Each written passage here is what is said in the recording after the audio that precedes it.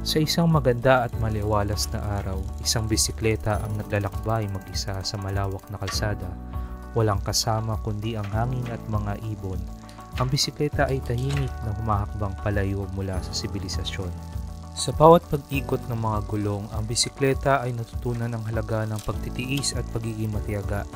Kahit sa mga taas bundok at malalim na burol, hindi ito sumusuko.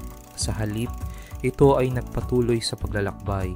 Haharapin ang anumang hamon na naghihintay sa kalsada. Sa dulo ng kanyang paglalakbay, ang bisikleta ay natagpuan ng kanyang paruroonan, isang malawak na tanawin ng kalikasan at kadalisayan.